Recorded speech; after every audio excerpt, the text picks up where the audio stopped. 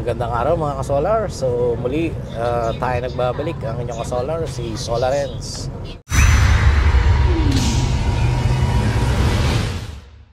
So ngayon ay day 3 na namin dito sa Ningbo, China, no? Sa Ningbo, China. At tapos na yung aming tour sa Deye factory, yung factory visit sa kanilang headquarters at dun sa Deye Cloud office dun sa Shanghai. At dahil dyan kami ay tutungo na sa Solis inverter, ano, at ganoon din magpa-factory visit din. At alamin natin doon kung ano ang mga bago para kung sakali tayo makapag-install, tayo ay hindi mahihirapan na gawin kung ano yung mga tamang dapat gawin.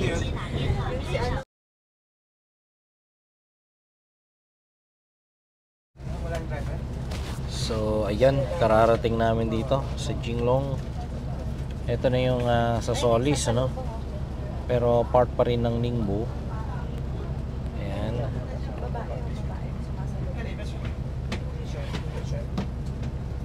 Ayan, so i-inspect lang siguro.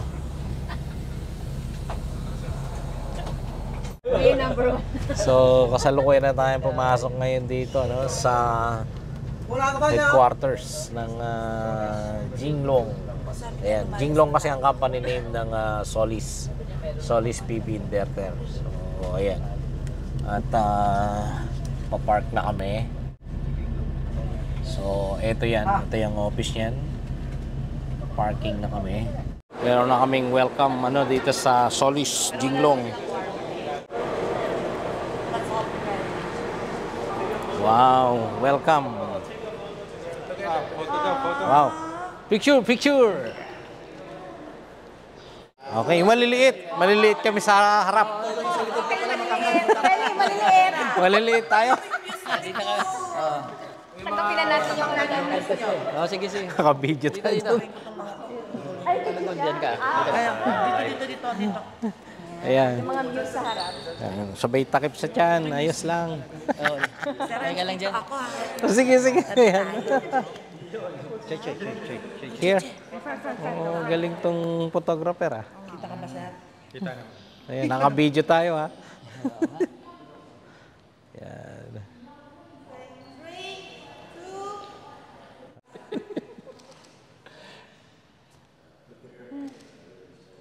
Okay.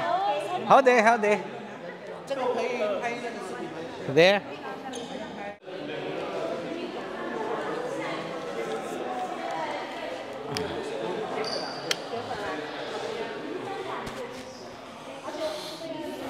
Check.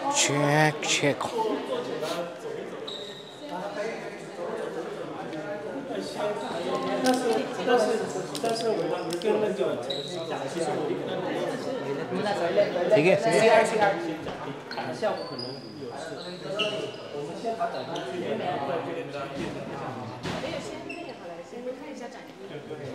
Hindi ako nakapicture dun, ah. Hindi ako nakapicture. Mamaya na.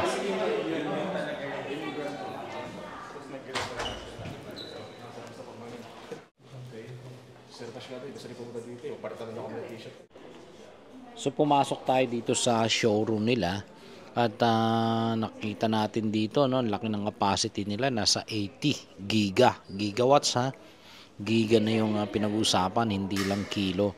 So nakalagay din dito sa kanilang showroom kung kailan sila nag-start at 2005 nga. Napakaraming lang empleyado, no, nasa 4,500.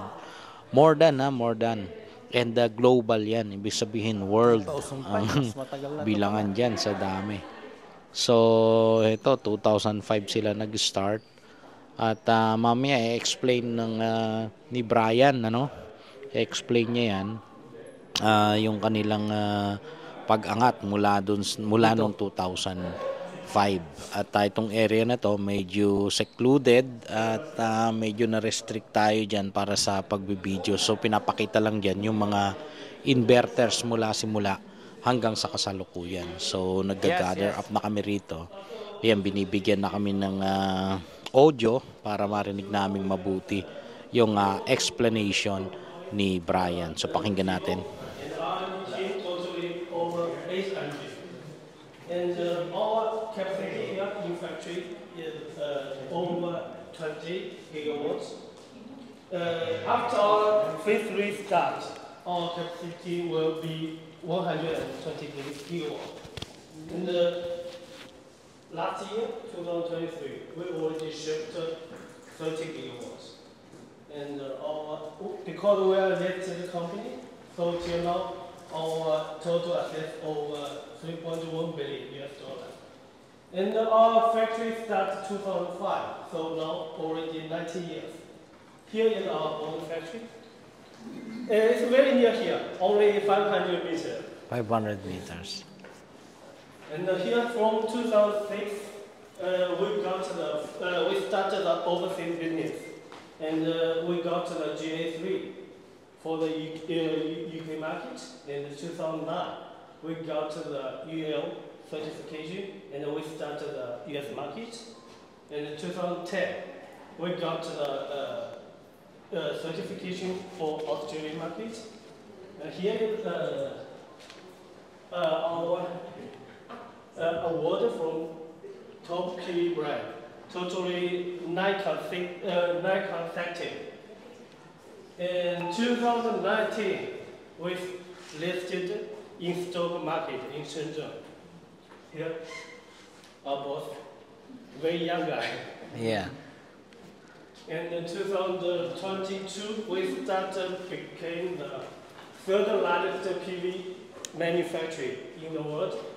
And last year, we got a Forbes China Top 50 Innovation Enterprise. And 2024, we also got the top EUPD research. Here, Governor Minister. This is our founder. 1984. Paso niya ba? Pao niya. It's very young. It's very young. Very young. 1981 na yan. Okay, we go to next. 1980. But here cannot take a video. Okay. Sorry. Yeah.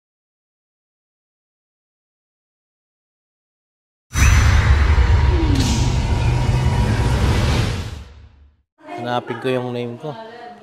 Ayun. Doon ako sa kabila. Tabi tayo, sir.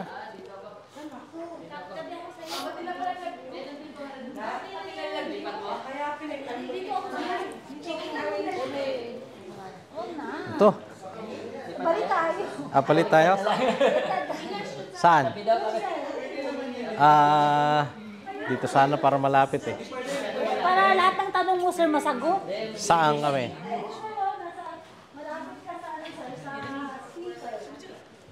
Magkalayo kayo?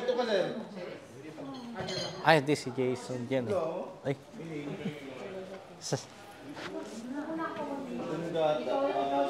Hindi, magkatabi silang mag-asawa eh. Sige. Sige. Diyan ka? Hindi, doon. Ayun, hiwalay mo asawa mo? Hindi, pansamantala lang. Si Sir. Sir, tabi kayo ng nag-iisaw mo asawa. Gusto mo? Gusto mo dito? Palit tayo. Malapit sa speaker, sir. Sir, si Naswal mo, sir. Kaya ba? Balik muna daw kami. Lahat ng questions, si Ma'am Jo ay nang bahala. Sir, sa'yo kami, magpapatranslate kami sa'yo maya.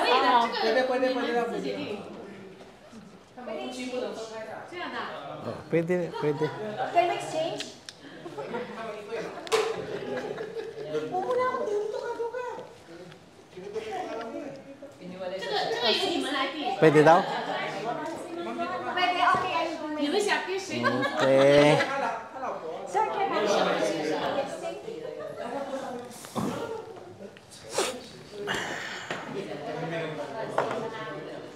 Pwede pala.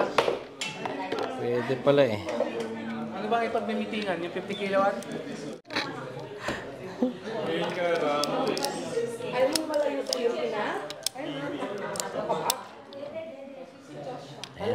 Malupit. Para tayo nasa Congress ngayon, mga kasolar. Ayun o mga kasolar, para tayo nasa plenary hall ng Kongreso. Ayan, Habang ipapasa natin yung PO. Ay, PO. habang pinapasa natin batas.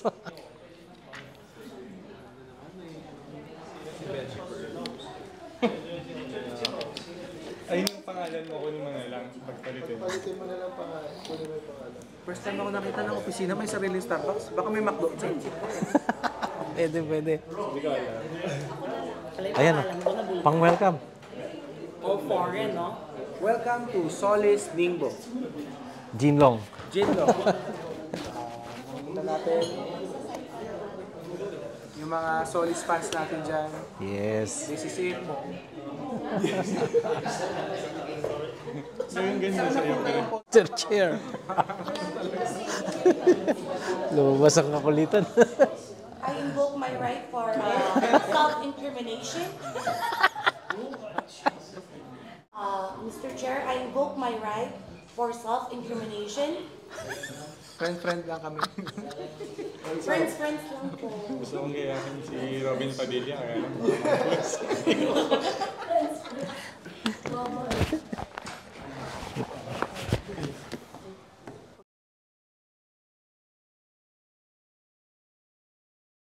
这里这个那个饭店也是，很好，比饭店好。饭店晚上我们就去饭店了。这里好好的。这里都有钱，没关系。 Okay. Obos. Yeah. No more. 有没有服务人过来？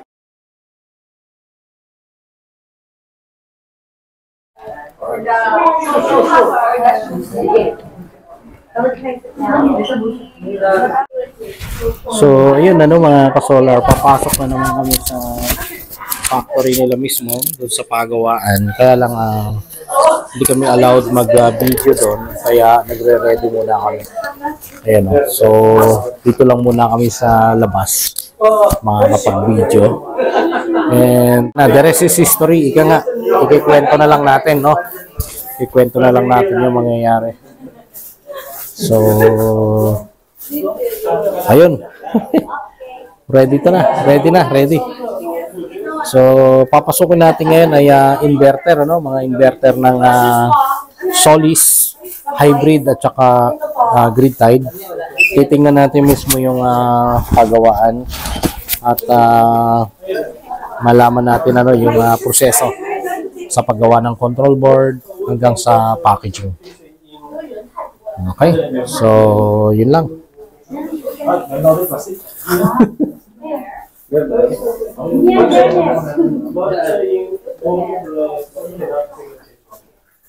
The bags should be...